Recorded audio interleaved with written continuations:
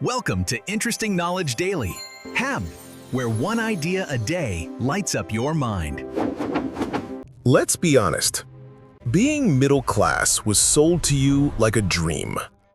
A safe house, 2 kids, a car that starts, holidays sometimes, healthcare that doesn't ruin you. But if you're in the US or the UK right now, you might feel something else instead.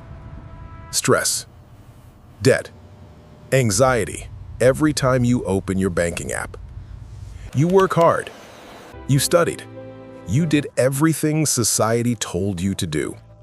So why does life still feel like walking on thin ice while holding your family on your shoulders?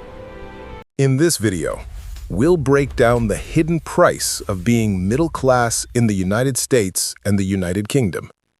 We'll look at how the system is built, where your money actually goes, and what you can do so you don't spend the next 10 years running on a hamster wheel you never chose. Picture this. You wake up in a small, nice house in the suburbs. You have a decent job. You're not poor, you're not rich, you're fine. If you're in the US, you might be making, say, 70 to 90,000 a year. If you're in the UK, maybe 35 to 45,000. On paper, you are the success story your parents wanted. But look closer. You drop your kids at daycare. That's one huge bill. You drive through traffic in a car. You're still paying off. The mortgage eats a giant piece of your income. Groceries feel more expensive every month. You scroll Instagram on your lunch break. Everyone seems to be on vacation. New kitchens, new cars. Work hard, play hard captions. Meanwhile, you're doing mental math. If nothing goes wrong this month, we're okay. You're not starving, but you're not relaxed either. You live in the most stable social class, but everything feels fragile. That's the hidden cost. Not just money, your peace of mind. Reason 1. The middle class is a brand, not a safety net. Here's the first hard truth. Middle class is not protection, it's marketing. In both the US and the UK, the middle class is the perfect consumer. You earn enough to qualify for credit, but not enough to feel truly safe. So what happens? You're sold upgrades. In the US, private healthcare plans, bigger houses, SUVs, college funds, endless subscriptions. In the UK, nicer postcodes, better school catchment areas, private tutoring, upgraded phones, weekend flights to Europe. You buy these things not because you're greedy. You buy them because you're scared. Scared your kids will fall behind. Scared to look like you failed. This is the trap. You don't feel rich enough to relax. You don't feel poor enough to say no. So you stay in the middle, working, spending, maintaining. The system doesn't want you secure. It wants you almost secure. Just anxious enough to keep swiping your card. Reason 2. The US versus UK trade-off.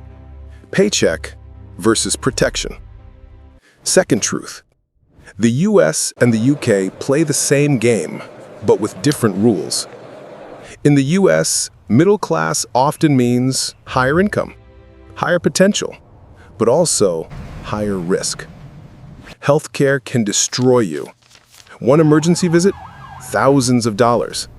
You pay insurance, premiums, deductibles, and still fear the mailbox. College, massive loans unless you're very lucky. Childcare, brutal. You can earn 6 figures and still feel one bad month away from chaos. In the UK, the numbers look smaller. You earn less. You pay more tax. But there's the NHS. If you get sick, you don't usually lose your house. University is cheaper than U.S. private colleges. There is a basic safety net. The price? Lower disposable income for many people. Housing in places like London is insane. Waiting lists, slower services, and a feeling that things used to be better. So here's the punchline. In the US, you pay with money and risk. In the UK, you pay with taxes and limits. Either way, the middle class pays. Reason 3. The cost of looking middle class. Here's the third truth. Middle class is not just what you earn. It's what you feel forced to show. There's an invisible dress code. The right neighborhood, the right school, the right brands, vacations, hobbies. You might not even want half of it, but you buy it because everyone around you does. In the US, maybe it's the renovated kitchen, the leased car with a huge monthly payment, the kids' travel sports team that costs thousands a year. In the UK, maybe it's the extra bedroom you can barely afford, the constant Deliveroo, the city rent so you don't look like you've moved backwards. You don't notice how heavy this costume is until a recession hits, or you lose a job, or interest rates go up. Then suddenly, the lifestyle you built so you wouldn't feel less than becomes the chain that locks you in. Here's the brutal line. A lot of middle-class spending is not for your happiness. It's to avoid embarrassment. Reason 4. The emotional tax. Always one step behind. Money is one thing. Your nervous system is another. Middle class in rich countries comes with a quiet emotional tax. You're always almost there. Almost enough savings. Almost free time. Almost ready to relax. But not yet. Never quite yet. So you live with this constant background noise. What if I lose my job? What if my kid gets sick? What if the boiler breaks? In the US, that fear is sharper. You are on your own is baked into the culture. In the UK, the fear is softer, but still there. What if the system keeps getting worse? You start to feel tired all the time. You snap more easily at people you love. You doom scroll, then tell yourself you're lucky. Then feel guilty for being unhappy. You're not lazy. You're not ungrateful. You're overloaded. This is the emotional price of doing everything right in a system where the finish line keeps moving. Is it your fault? So, is this your fault? Short answer, no. You did not design the healthcare system. You did not set house prices. You did not invent student debt. You were born into a game already in progress. But here's the longer answer. It's not your fault, but it is your problem. If you only blame the system, you feel powerless.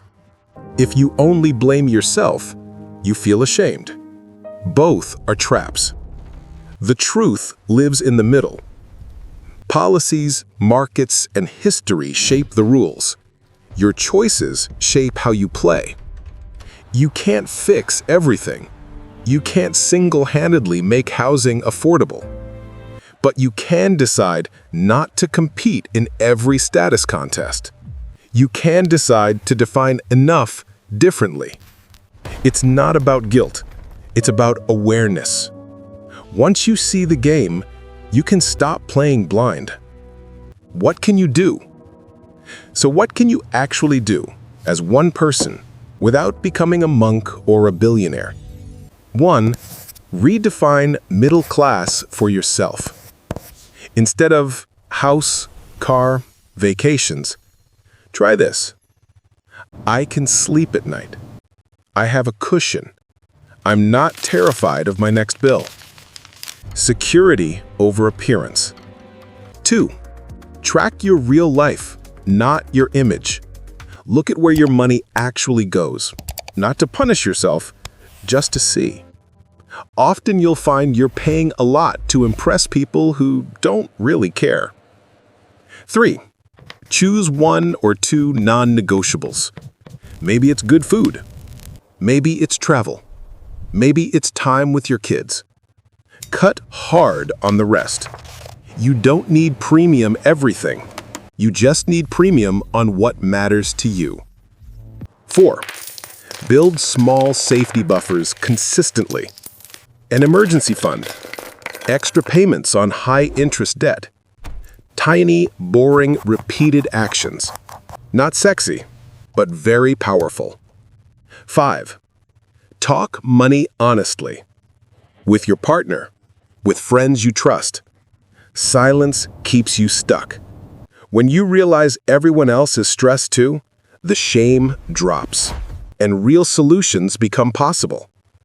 If nothing changes. Let's fast forward 5 to 10 years. If you change nothing, if you keep chasing the same middle-class picture, if you keep saying yes to every social expectation, what happens? Your income might rise, but so will your lifestyle costs. The car upgrade, the bigger house, the better school, the "we deserve this" holidays. You'll still feel almost there, just with more zeros. Your body will remember every year of stress, sleep problems, burnout, snapping at your kids because your nervous system is fried. You might wake up one morning, 40 or 50 years old, and realize you worked for decades. You bought the dream, but you never actually felt safe inside it. That's the soft horror. Not catastrophe, not disaster, just a long, slow life of almost okay. And you deserve better than almost okay. Ending. Here's the real point. The hidden price of being middle class in the US or the UK is not just money.